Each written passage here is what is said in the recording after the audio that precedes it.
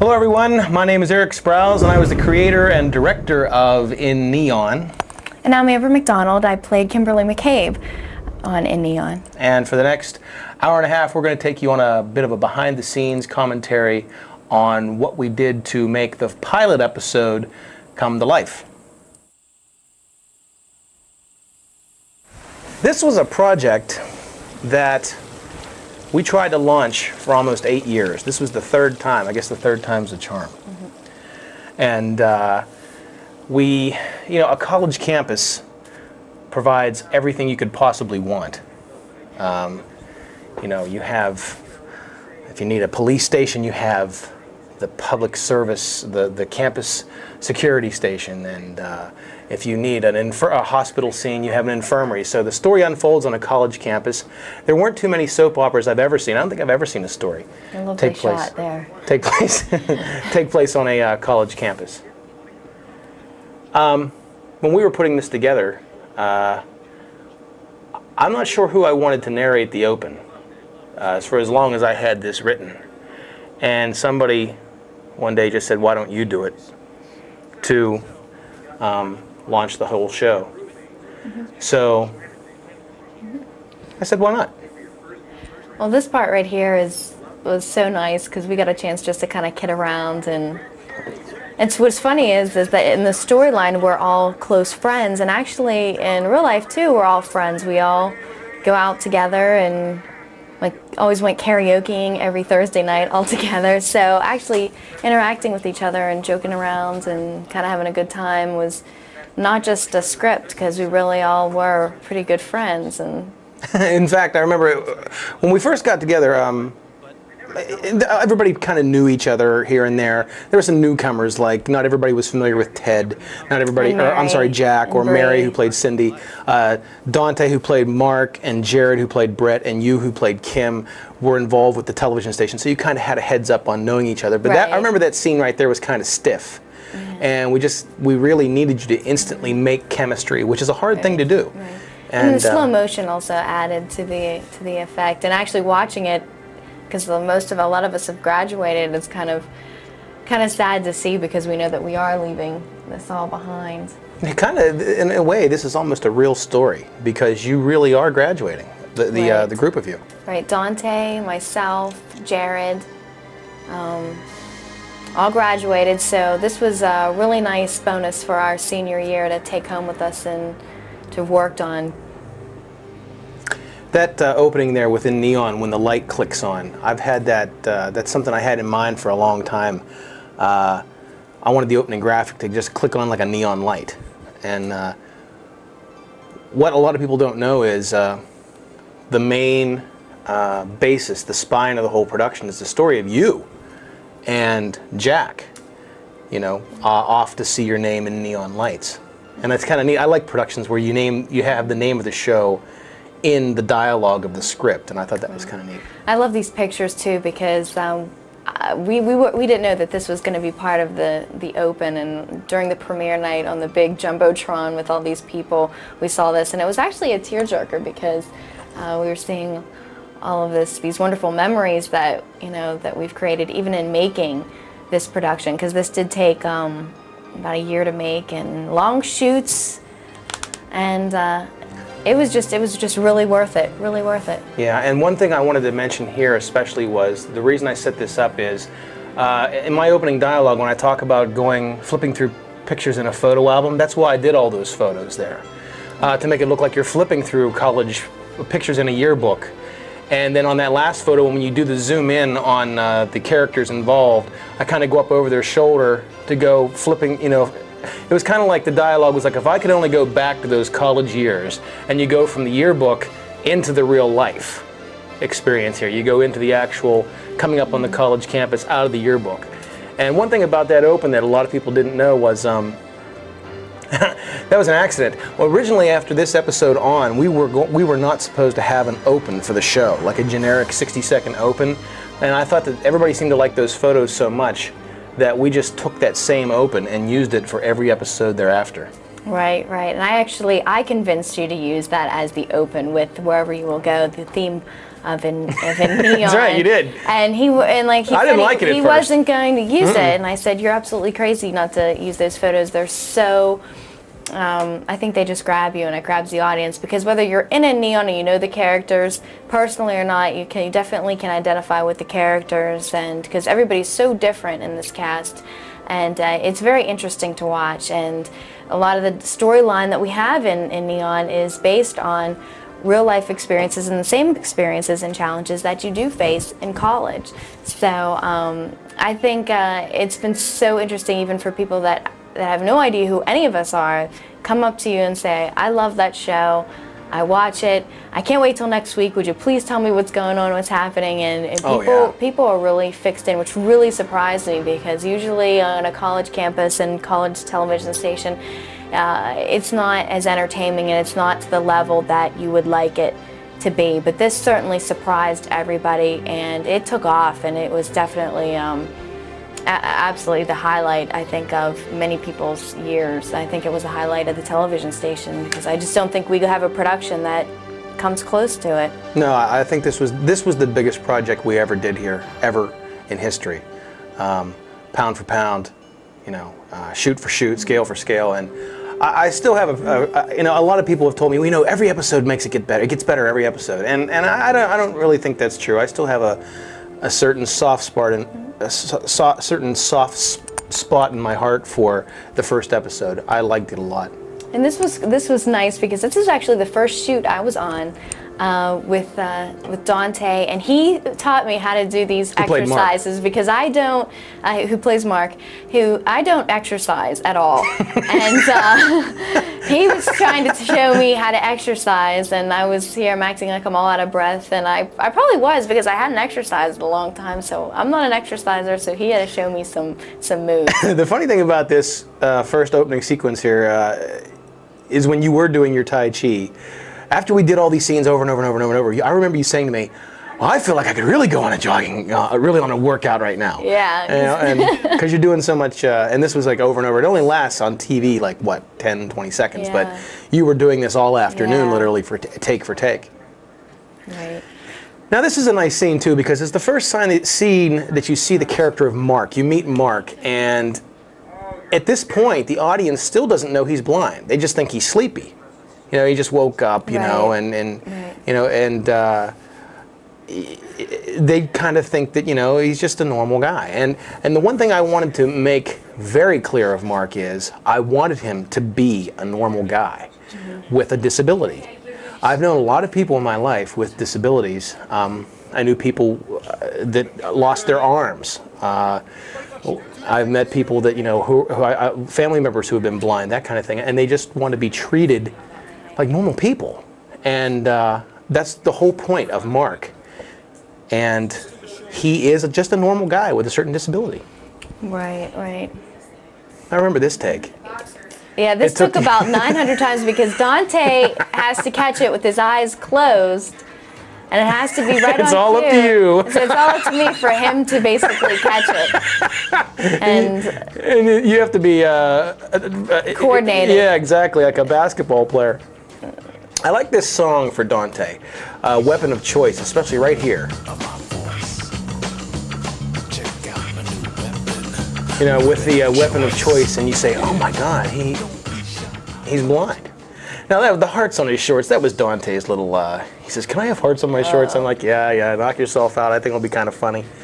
And we just want to show him getting up and getting ready, and like a normal guy. Like normal, yeah. And the one thing I wanted to stress about Mark's character, who has gone on probably be one of the most interesting out of the whole soap, is that he is normal with a small disability. Just like, a person is normal, and if they're overweight, their disability is they're overweight. They're normal. They're still normal. How's the donut taste? Yeah, the donut was about 3 weeks old, and Eric made me do that about 10 times. And it was hard as a rock. And I'm supposed to be very nervous because I have a big play tonight with Jack, and I'm very nervous about the production. Now, this is the first time we really get a chance to meet, and it's flowing so fast. You know, we met Yes. Cindy there briefly. We're meeting Laura here briefly, and we learned that Laura's kind of like Promiscuous. yeah, to say the least. And she's coming in like the morning after. She's made the walk of shame here, and this guy is the local. He ends up turning out to be one of the villains later in the soap. Right. His name's J.P. Stasel. And he turned out, everybody turned out to be very talented actors in this. But what I wanted to say was, this is the first time you really get to meet the house. The house is the one star in the production, one force in the production that I really consider a star. Every character in this soap opera has to have characterization. You know, Laura's kind of like the hoe bag. You're like the aspiring film actress. Dante's the blind guy. Brett, who you'll meet later, is the party animal. The house had to be a character in itself, and you had to have certain elements of that house. You know, you wanted it to be a dump, but you wanted to also call it home. And I think that's especially evident in the first episode because it's such a disaster area, but everybody knows that they all come home and it's a safe haven for everybody to hang out. Right. And I think it's real interesting because we start, since this is the first episode, it's very imperative for the actors to get across to the audience who and what they portray and how they are in this, you know, the script. And if they don't do that, then, you know, if the too many characters are alike, then people can confuse the characters. And I think it's very interesting that we're all so different, and we all kind of look different too. So absolutely. So it's I think it's great because I think Jess, who plays Laura, did a great job doing this role. She is a big fan of Jack. And Jack and I are best friends, and as they're talking about right now, he's usually the star of the show. He always steals the show. He's the one that's getting a big talent scout out to see him. And I'm an aspiring actress too, but I'm more shy and humble, and I don't get the name in neon lights like Jack usually does. So they're talking about Jack and the talent scout coming to see him, and obviously my feelings are hurt because I'm listening to the conversation. One thing I wanted to play on that you'd mentioned was the fact that we have to differentiate between the characters, and that's important because one of my biggest complaints about watching soap operas over the years is everybody looks alike on those shows. Guys either have a tie on in a business suit, or they have that sexy three-button down unbuttoned look, you know, like they've been working on the ranch all day, and they all look alike. And you have to differentiate. When you deal with a cast of unknowns like this, it's important to differentiate between the characters, give them all a trait that everybody says, oh, Laura, you mean the slut. oh, Mark, you mean the blind guy. You know, oh, Jack, you mean the actor. And I think that's important. And one of the funny things that you don't see when you watch this kind of stuff is the takes and what goes on in between certain scenes. For instance, you're supposed to be out in the hallway listening in this scene, or we saw. You weren't even at this shoot. Right. And you have to play off of, you know, I say to you, okay, now here's what's going on. They're talking about you in the other room and how you suck and how Jack's a great actor. Okay, now get in there and act. And I give you and I give all the other actors all the credit in the world because you have to take all that in like a computer, assemble it in your head, and play off of that. And I think that's really funny because you weren't even here I on didn't this even day. know the dialogue. All Eric said to me was, you're overhearing a conversation and they're talking about you and how great Jack is. So those reaction shots are just basically what I can assemble in my head of what they may be saying, because I don't have the script really in front of me and I don't know what's going on, and it's 2 different days. So another thing too that's you have really, no idea. yeah, and another thing too you were mentioning earlier about locations and that kind of thing. I think it's neat that we haven't really shot a soap opera here. We've shot 10 or 11 mini movies. Right. Because these are not put together like a soap opera in any way, shape, or form. There are no constructed sets. This is a real house that is on the university campus. It's really a landmark dedicated to the first African American to graduate from college at California University. And we used this house to shoot everything in. We got very lucky dealing with those kind of sets. You know, if we wanted to do something, it would be nice to say our imagination is only as far away as we could stretch, but we had to deal with what we had. Mm-hmm. And it was fortunate. Now here's a couple of new characters we've met. We've met Laura, we've met Kim, we've met Cindy. This is Brett. He's the party animal, of course, on the phone, and Cleve, who's the filmmaker, on the bed. And this was shot in an afternoon, and when you look at the blooper reel in Neon, a lot of the bloopers took place from this particular scene. Very funny stuff. Jared, who plays Brett here, is a very talented actor. He has a great sense of timing and comedy, and a lot of the ideas that we had on the phone or on the phone in this scene were his. Originally, he's supposed to get really mad at the guy on the phone and say, "My dad should have shot your ass down in Nam when he had the chance," and Jared thought it was a little too racy. Right. Yeah, I agree. And he changed the line, and it plays out just as well, you know? I don't understand what you're saying, but as long as you understand what I'm saying... This is actually the attic on the 3rd floor of the house, and we had to... I remember everything we did to set up this entire soap opera. We had to move in. Beds, desks, signs, lighting, posters, camera equipment, and everything that the character enjoys, like Dante's character, which is Mark, is supposed to be a huge Steeler fan, if I'm not mistaken. No, he's the racing fan. Yeah. The racing fan, excuse me. And Brett is supposed to be a big, huge Steeler fan. So of course you have to decorate their bedrooms, and according to their personality and their likings. And so that was difficult in itself. Now this was something we wanted to incorporate throughout the entire soap. The little banter about movie quotes. And once in a while, one of the characters will say a movie quote, and they'll look at the other one and say, "What do you say?" And they'll try to guess the movie or the year the movie came out. And there's a lot of people who do that kind of thing. I'd myself do it, and I thought that was kind of neat, a nice tie-in. And I really like the dialogue here because we know now, the audience knows now that Laura is the promiscuous one. You can tell even the way she was very smart and the way she dressed that she's showing cleavage, which shows the audience that she's the loose one of the group. Plus, too, they said to her, "You're a member of the Sexual Olympics." Right. So the audience now knows a lot about the characters just from the first few minutes. I kind of like that transition there too, because he says, I'm telling you, Laura, I'm not going to be late. I'm not going to be late," and all of a sudden he's late. Right, he's late. And this again was not shot on the same day. The audience here was shot on a different day than Jack and I whenever we did our bit. So all of this is shot on different days. I thought this was humorous. In fact, the only people at this particular Grant right here, who plays Cleve, is not even here. He's in Los Angeles, right there. And he came back weeks later, and we shot his close-ups, and we had to act as though he was integrated in this scene. Right. And Vroom, vroom, thump, thump.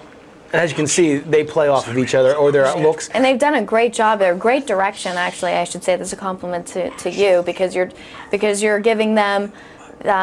You're giving them the back and forth. It seems it's flowing so well that the audience would have no idea that all these people are here on different days.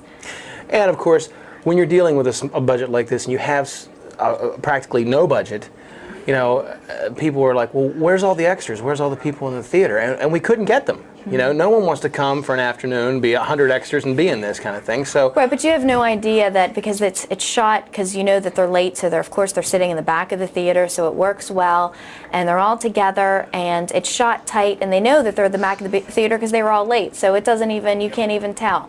In fact, there was a line there that was inserted where Brett says, "Oh, nice seats, Laura. Can we get any farther back?" And the reason we say that is to cover up the fact that there's no one in the crowd. Right. Now later on, there'll be a wide shot. You'll see a spanning shot of this huge crowd that we lucked out on. I took a camera to a real play and put up the camera in the back of the audience, and when it got really quiet, I was like, "Hey, everybody!" And they all turned around, and that's how we got that one scene. Yeah. And it's great. It's great. It's coming up. I mean, and then you find out here that Brett's character is a practical jokester, and he's kind of the party one, and I think you instantly fall in love with the majority of the actors, because I think the majority of the main cast did an excellent job and really played their part very, very well. Oh yeah, and he's listening to the Steeler game here because he doesn't care about you or your play. He's just here for image, he could care less. Are you sure this is what you want to do? And I remember when we were shooting this too, Amber, you didn't want to perform this scene with an accent, and I remember you were like, "Are you sure you want to go?" I'm like, "Well, you got to act. The key to this scene is you have to act like you're acting." Right. Yeah, you have to overact so you look like you're acting on stage. So when you're acting in the show, you don't look like you're acting, and it's a hard thing to explain. I can't go with you. And so he's telling me to overact, and I'm thinking to myself, oh, I would just love to cut my tongue out after I'm done saying these lines. I shan't go with you. Yeah, and then I have these enormous heels on, and my feet are killing me. Will you dance with me? And of course, this is can be cheesy because actually Ted and I, who plays Jack, we did not know each other because Jack, he was a new person to the clan at CUTV and to this, so we didn't know each other that well. So oftentimes it's more comfortable acting with people that you do know. And him and I were strangers, but I thought we had a really good chemistry together. And I really like how this is slowed up because it's, everybody goes through college with, with a romance, a relationship, or somebody that they really, really admire or would love to be their significant other. And it just so happens that in this storyline that we are very good friends, and I think the audience sees right here that it could be more than just good friends, but he was going to act on it. And the importance of this scene, too, is really the backbone of the soap. And I say that because it's true. This particular scene is a plant to the final scene in the soap, how everything comes full circle. In fact, that dialogue that you were talking about there, he says, will you dance with me? And he says, there's no music. And you say, I hear it. At the end of the finale of the entire soap opera, you guys get together based on this dialogue, and you waltz in the backyard, and it's a really beautiful scene how it was all put together, and you guys waltz very well in high heels. I love those close-ups. I love the close-ups in this that's dolly shot around us because I love when filmmakers do that in movies, especially in romantic movies, because I think it just captures everything. I think it's a wonderful camera angle, and then it shows here that we're having a great time. We're acting, but we're very good friends, and we're having a great time because we know that the talent scout is here to look at Jack, and it's a big night for him. And another thing too is the fact that we don't really have a dolly.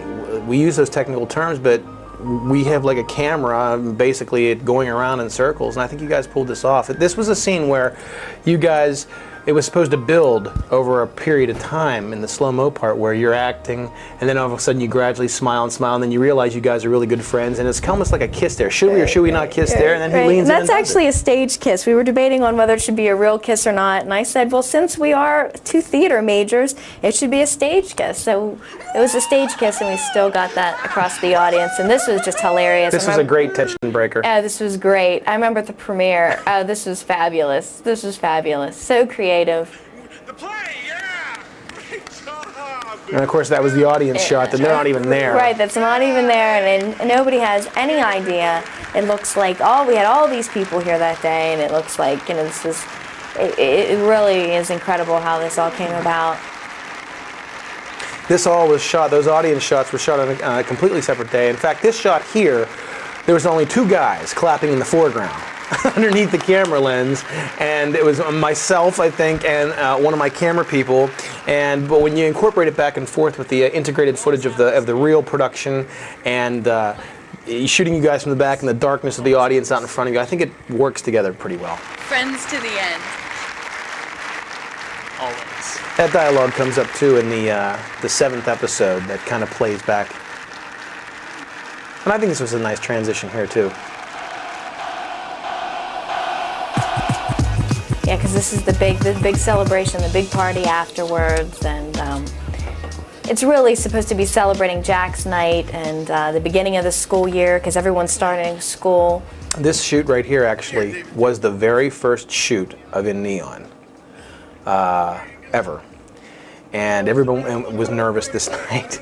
And I think this small scene here took hours to do because everyone was a little nervous, And Barb Peffer, who plays Mrs. Filbert, the nosy next-door neighbor, is actually a 17-year-old theater major who she did all her own makeup. That was great. It really was, because she really pulled that. Even the way she walks was hilarious, and she really pulled it off. She pulled it off great. The way her costume and the way she walks, it was great.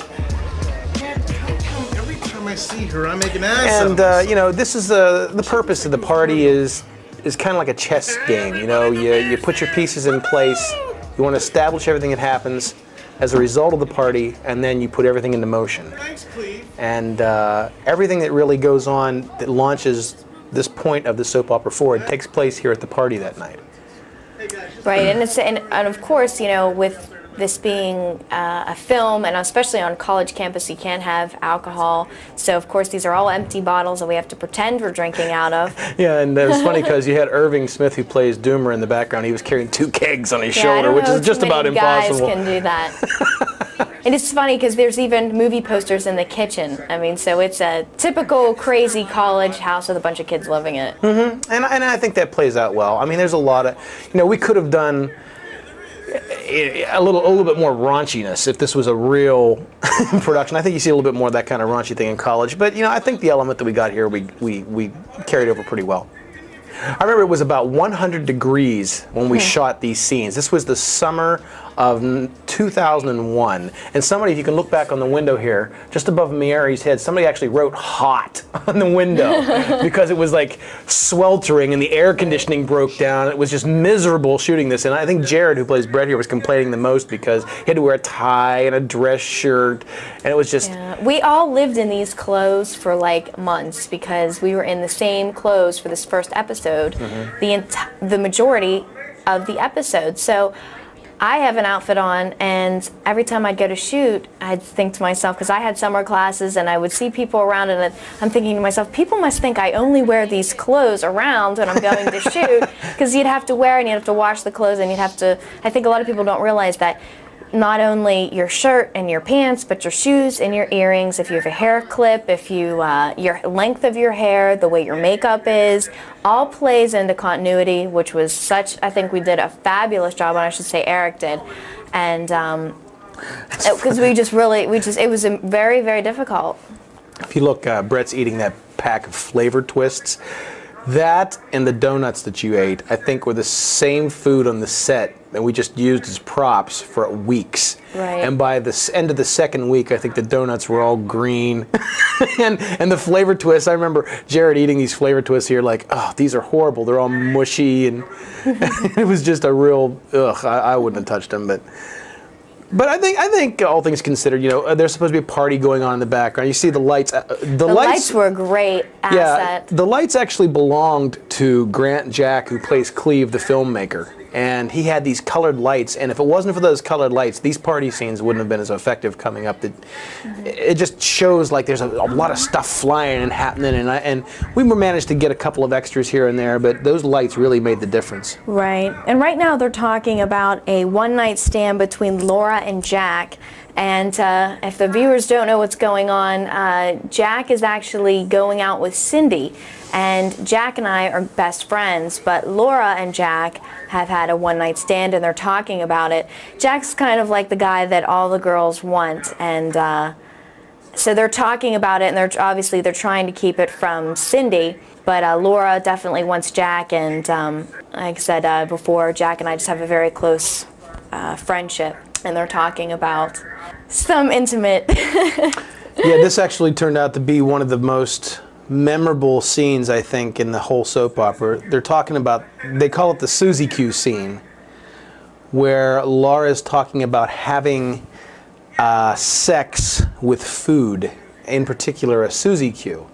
And I think the reason that this scene flows so well and is one of the most memorable is it was one of the funniest group scenes to hit the soap opera early. Right. And I think that's one of the reasons I feel that, you know, the first episode is one of my favorites, is because it's the first moments, and Brett delivers that look like, what? You're having sex with what? You right, know? and of course, here comes Cindy, so everybody has to be quiet because this went on between Laura and her boyfriend. So they're trying to get one over on Cindy. Yeah, and the funny thing is, she has a donut in her hand. And there's the looks that everybody's delivering, like, you know, Mark is like, what? You know, and Brett is supposed to be like, oh, I get it, I think. And she's describing it with a donut, you know, and Cindy's like, what do you do with the donut? You know, you just eat away at it, you know, and Cindy's like this? You should try it. you know, and Cindy's supposed to be the princess, you know. Jess is trying to Jess has really delivered that scene really well and gave a really good performance there. You see hot back on the window. But I remember when we premiered this at the premiere when we had everybody come and watch it. This scene where she had the donut and she was trying to visualize what Laura had just told her, you know, trying this with the food, and Dante's look like, I'm next. That got the crowd was on the floor dying when they saw that. That was very, very great. That was great. That was wonderful. And you know, the lighting on the house right there is kind of nice because it kind of transitions the mood from the happy party time to all of a sudden we're going a little bit something darker. And this is for the first time where we reveal Brett's true nature. Well, not true nature. I see you say one of his other sides. Yeah. And actually, it's quite. The audience is not sure, you know, what exactly is going on when they hear this conversation, because they look at Brett as the fun party guy who lets all his friends stay here for free and has all this money, and then we think, okay, then we see here and we're like, okay, what's going on? We see he's very, very tense, and then we see Doomer, who's very intimidating looking, and so that kept the audience intrigued as like, well, what's he up to? I thought he was a nice guy. And he turns out to be the drug lord of the town, you know. And one thing I want to mention, because you don't get to see him too often, is the supporting characters here. Ed Daniels as Barton, and you mentioned Doomer, played by Irving Smith. They're in the soap periodically, and you know, the reason they help the main character shine because they themselves can shine. Irving is very intimidating, and all he's doing is eating a donut, you know. And Ed is playing the very nervous weasel-like guy who owes and Brett he even money. looks like he looks like very sweaty, very uncertain, very very intimidated. I think he really delivered Look, Barton, that very well. I don't give a rat's ass about your folks. I'm a businessman. I think that was a nice transition when he says, I don't give a rat's ass. You know, that was just like, look, let's cut through the crap. Give me the money. What's your problem? You know? And then we see him here being kind of lighthearted. So we don't really know how to take Brett so far, and we don't know what he's talking about the money. We can only assume at this point. So that again keeps the audience very interested in what's to come in the second episode. Yeah, and Jared, who plays Brett, he did a really good job of this. I remember when I told him when he's the party animal, I said, the best thing I can tell you is be like Stifler from American Pie, the American Pie movies. I said, but when you're the drug dealer, you're on your own. I said, I kind of told him what I wanted, and he pulled it off. You know, he kind of gives that laugh like, aren't I funny? Like you join in like, yeah, I guess I should be a little nervous, you know. And then he's like, well, I'm not laughing. I'm laughing at you, kid, not with you. You know, and I think he does a good job with that. Again, this was the hottest room in the house. I can't tell you that enough. This was the attic, and it was July or August of 2001, and the temperature in this room was 115 at the time. And I remember Brett had a real problem with sweating, and every take he would wipe himself off with his tie, and it was just so miserable. And, you know, they're pretty intimidating with David there as David leaves, and then all of a sudden, wow, let's break character, you know. He's like, let's... And I liked Irving. He picks up a bottle of jelly beans and starts eating them. Irving's not really a thug, you know. Doomer's not really a big thug. He's got a heart of gold, you know. They got this act going. Right, just like you said, he just scare him a little bit. So then the audience says, oh, okay, well, maybe that was just an act. So, yeah. So they're really not sure right now to take the character of Brett, but it's still keeping them interested in what he's all about. We know that there's something definitely going on. By the way, Jared does not smoke. And he's supposed to be smoking a cigar there, and he must have tried that. I think he actually got sick by the end of the scene. It's probably why he's sweating so much. I like the transition here when we come to you. Now, let me tell you, this is when you guys are supposed to first come home. And the funny thing is, the people there with the confetti throwing it around in that shot weren't really there the night that you guys were. It was a reaction shot that we shot a month later and went back and forth. Right. And back and forth. Again, the magic of camera tricks and movie photography. Exactly. In fact, Grant, who plays Cleve, was not there either in some of these takes. Cleve, where'd you get that thing out of here? And that particular close-up right here was shot a month later because he was in Los Angeles at the time we shot this. Right, especially with the summertime with all the vacations going on. It's very hard to get everybody's schedules together because everybody either had classes or away. And right here, I'm supposed to be looking a little bit bothered because, again, everybody's given Jack the attention, and especially the women. And the confetti, we had to get dumped on us about 9,000 times. Yeah, you hated that. In fact, I think most of the scenes. I swallowed half of it. Most of the scenes, I think, in the opening of the Neon take place in the stairwell. And you had to have confetti in your hair, but you guys took it like troopers. The fun part was having to clean it up when we were done. Yeah. Wonderful. So did you like it? It was exquisite. I remember decorating, just looking at these posters that are all over the place and the continuity. Like I said earlier, we shot this place in a house that was not our own, an own movie set, and whenever we were done shooting, all of this stuff had to come down and get cleaned up daily. So we would go in and we'd shoot this scene in the stairwell. When we were done, tear it all down, clean it all up, come back the next day, put it all back up. Yeah. You know, shoot that, tear it all back down, come in the next day, put it all back up, and it got to be, you know, 3/4 of our time was spent decorating the set. Right. I like some of the extras. We have a couple extras in the background walk there. back And and look at forth. the lights. The lights make the scene. Make the party, and it looks like it's a big party house, and yeah,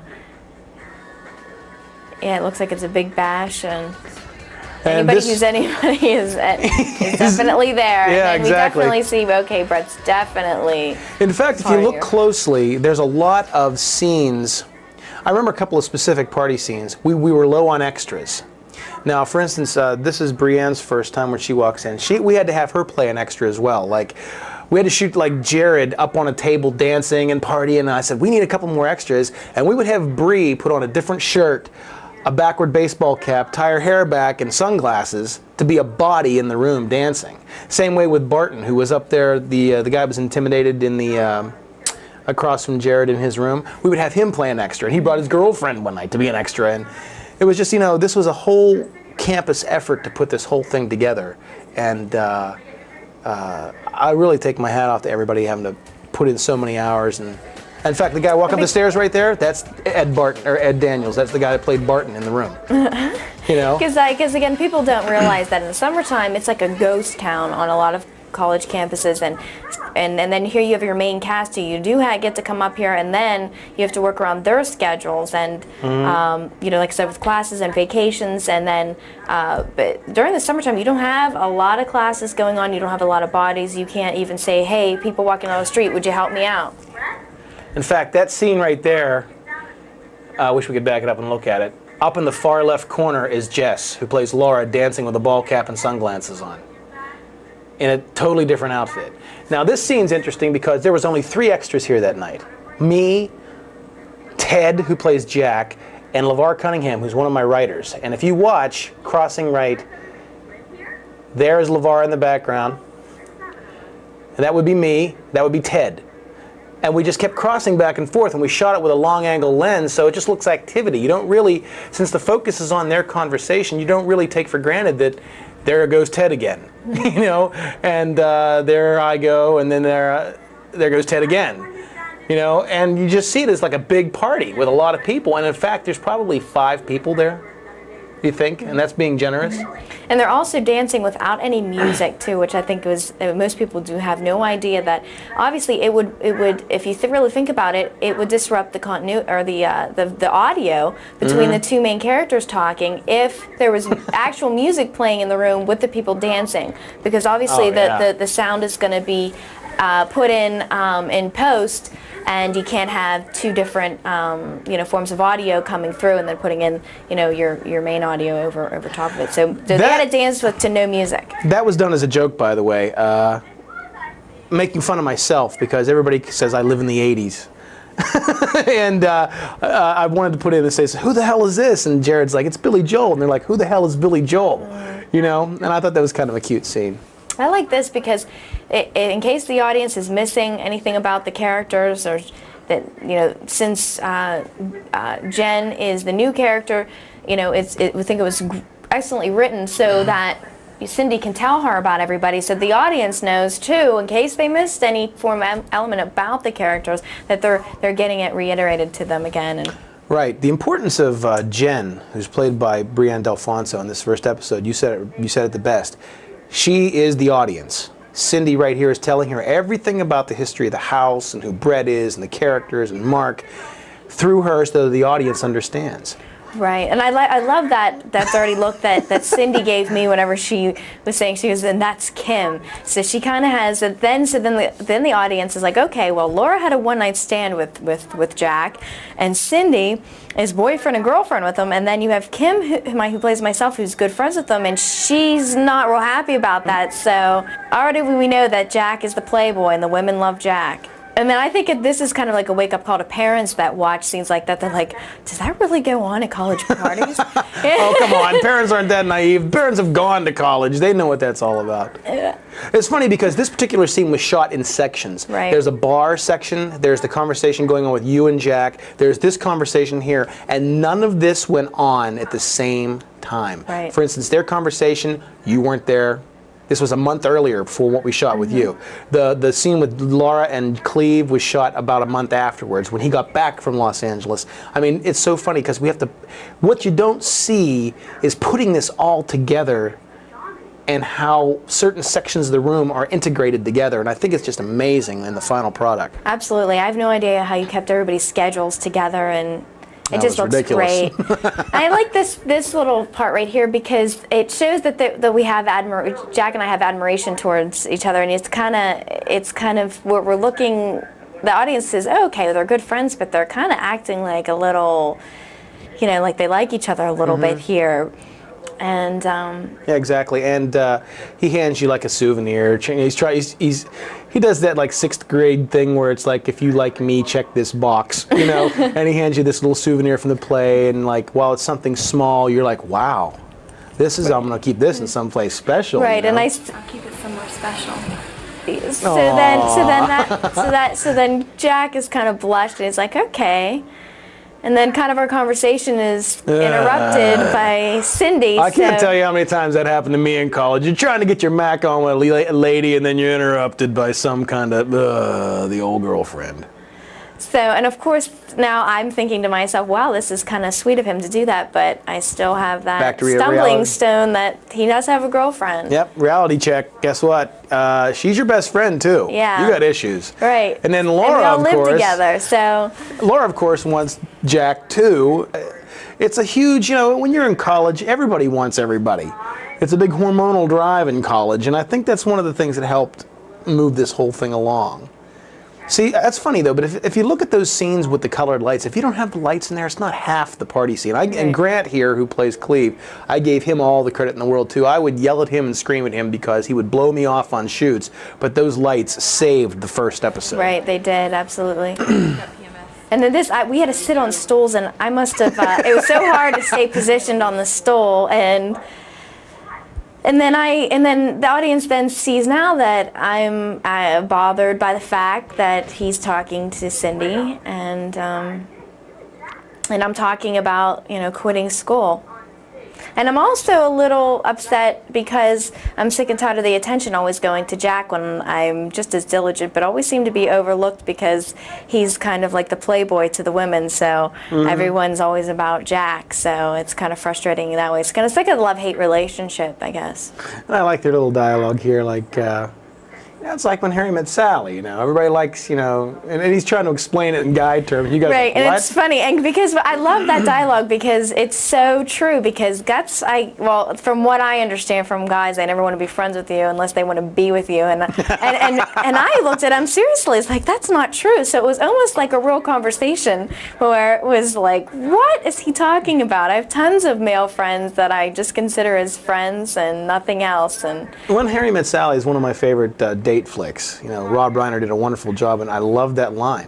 Now, this was funny because if you look at the extras, the key is watching the extras. She was just walking around in the other room. I thought this was kind of a cute scene, like, I'm all loaded, I just lit your cigarette.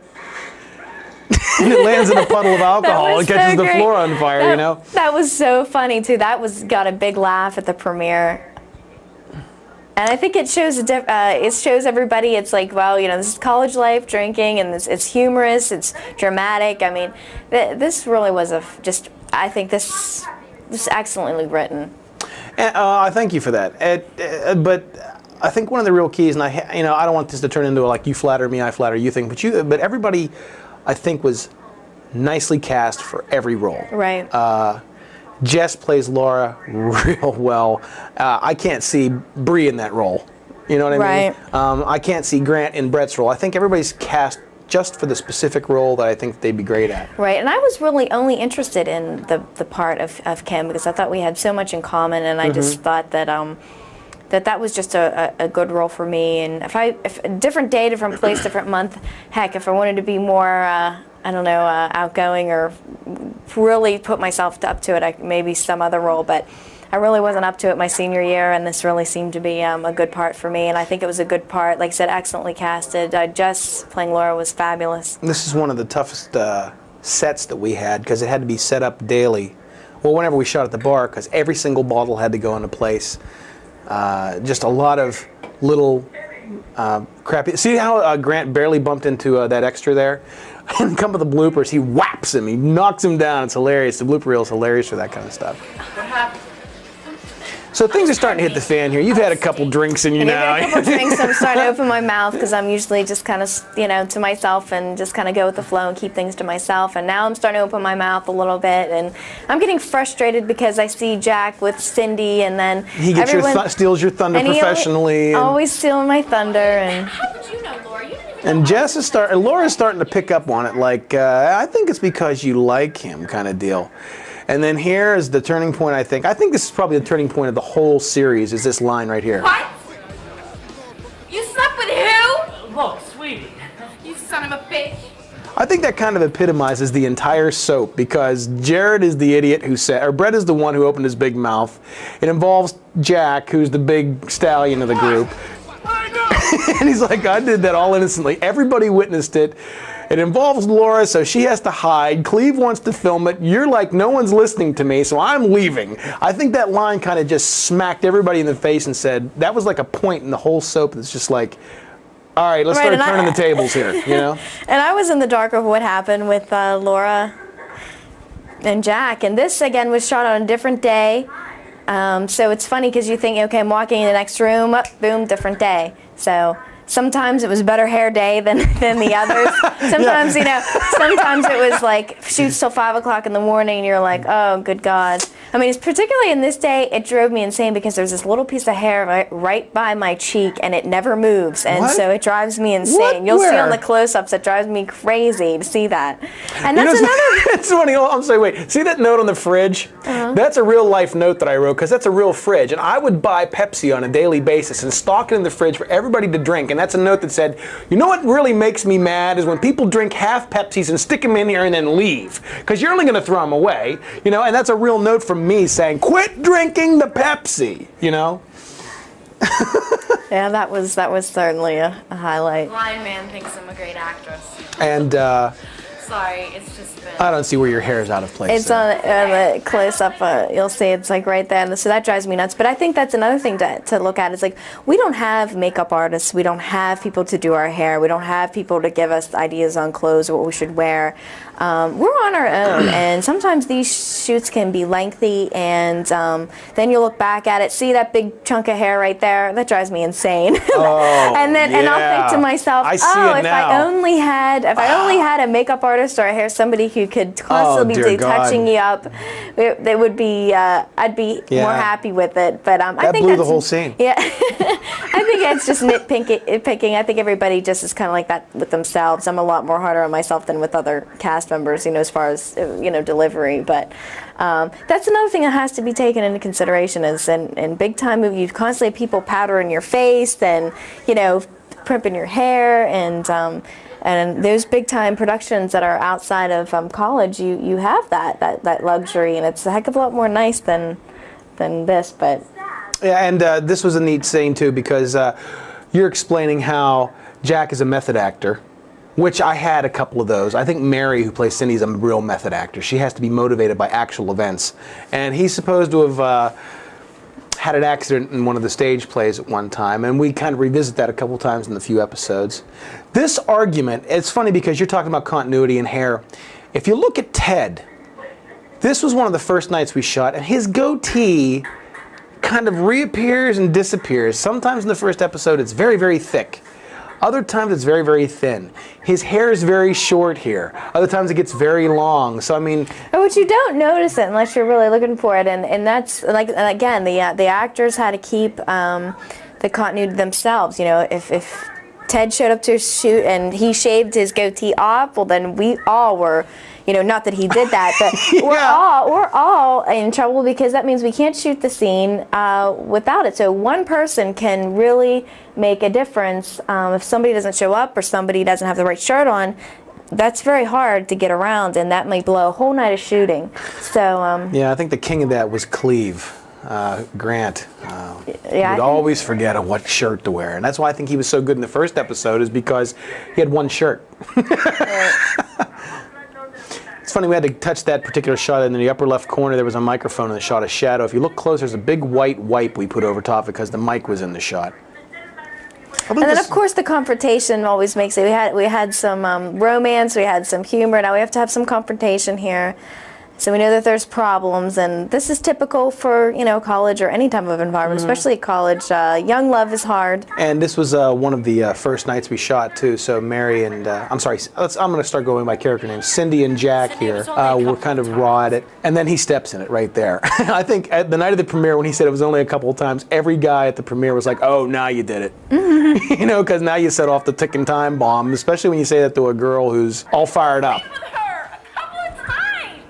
And it's very hard because we all live together too. So now everybody has to see each other every day. So the tension builds and builds. I think Cindy delivered that too. She had that when she was all mad in this scene. Her voice would have that shrill that you just wanted to eat glass, you know? Yeah, it's kind of whiny and frustrated, and so it's like, See, again, there's the importance of the lights. You know, if you take the lights away, he's just coming down the steps, but it looks like there's a party going on that he's missing, you know? And so far tonight is not too great for Jack, but he thinks that this is, things are about to brighten up. It turned out to be the worst night of his life. And this is the guy coming to make the job offer to take him to New York. And he's like, I love when he answered the door, he's like, "Yeah, what do you want?" You know, because he's having such a bad night. And he actually insulted the guy that was supposed to come and give him the role. And he's like, "Oh, well, you know, he kind of stepped in it again. And Matt Conrad played Clayton Booth, who has a recurring role later in the series as well. He asked me, he says, well, like I said, since most of this thing is volunteer work, you know, everybody provides their own clothes, their own continuity. He says, what do you want me to wear? I said, do you have any kind of tux? He says, I have a white tux. And I'm thinking, it's a dinner jacket. That's perfect. You know, he's just spent a night at the opera or whatever, had a nice meal. He's from money, you know. So I said, wear a dinner jacket. I think it'd be kind of funny. You have a limo out front. But the limo's a whole different story. And of course, we're very much impressed with him because we've heard so much about him from our professor, and here he is now in our own home. So, you know, we're very much excited to have him here. And of course, none of these people are here. The night that we're shooting your scene with Clayton Booth and the tux and Jack. But it's, you know, again, the lights cover all that up because the lights are consistent throughout. Your camera angles and everything, you know, you have to kind of give yourself some credit here for the camera angles and everything, because even if you would have had a wider shot, you would have been able to tell there was nobody in that room. So I think you look very pretty there. That's a very good smile. No, meanwhile, here's another day, and I keep saying to myself, nobody probably, it's like, okay, frizzy hair. then it's a good hair day. You're right. And it's I wouldn't notice. It drives you crazy trying to keep this, and you're like, if I was really looking at this, like it looks terrible, especially with the humidity. Of course, your hair is going to, you know, frizz, but that's one thing. I think the female actresses had a heck of a lot more of a time getting things together than the guys. They kind of like, okay, I have the same shirt and pants on, comb my hair, and I'm ready to go. That kind of thing is, I think, taken for granted because, you know, a lot of people ask, you know, who does your hair, who does that, and like the movie posters on the wall are all mine. You know, you have to donate what you have to the production. Right. And this is a good part right here because we're first seeing now that I think you nailed this too. That he's very that he wants me to go with him to New York instead of Jack, and I am kind of floored, and I don't want to hurt Jack's feelings, but I don't want to let an opportunity like this pass me by, and I'm kind of in shock right now, so I really don't care. I just kind of want to know what he's talking about. And you guys disappear upstairs, and Jack is like, what? But he's at the end of his rope. He just got broke up with his girlfriend, screamed at, yelled at, lost the part of a lifetime. And I think this is one of my favorite scenes in all of it. He walks in and he says, basically, What the hell else could happen tonight? and they put a big spotlight on him. It's like, hey, everybody. And how embarrassing that must be. Oh, yeah. To think that everybody thinks that you're going to make it big, almost like, like a Hollywood movie star, and then, that your best friend take it away from you. I mean, that would be, and of course. This is so great. And it's perfect, too. It's just, and the person who embarrassed you is Brett, because he's the big, hey, the kind of funny party animal. And I think Dante, or Mark here, this is just the ultimate slap in the face, too, This is great. Hold this.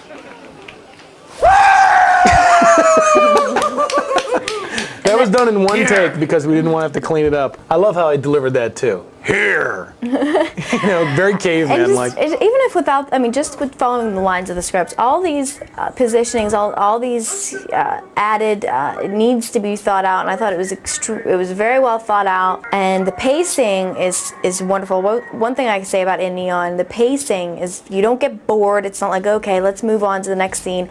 The pacing is very well paced. It cuts back and forth, so you're not bored with, two characters. It cuts back and forth, and it keeps your attention, it keeps your focus. In a lot of the episodes I'm not even in because I'm supposed to be at New York, and I'm still, very much interested in the storyline, and I'm not even watching myself. I'm still interested in the other storylines other than myself, when a lot of times I'm not on on camera. I think that has to do with the fact that there's so many characters and so many things going on. Right, and most of the storylines are very interesting. Like, okay, now wait a minute. Now we have Laura and Jack here, and we know, and everybody's been drinking all night. She adjusts herself like, I got to look all sexually appealing for Jack. Right. I think it'd been really funny if she would have leaned up against the wall and kind of would have misjudged, and whoops, it just.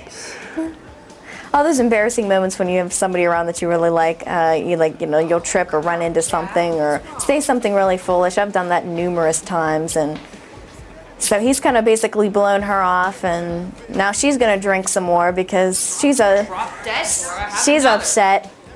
Things aren't going. Yeah, she wants Jack. She's kind of, you have a couple drinks in you. She's like, I'm wanting Jack, and he ain't responding, and he's having the worst night of his life. He could care less. This particular line here is from real life. That happened to me once. I said it's got quiet in here all of a sudden. What? I said it's quiet in here. How can it be quiet with all of us shouting? I just thought that was cute. And that is cute. And it's funny because those are the things that you would say to parties.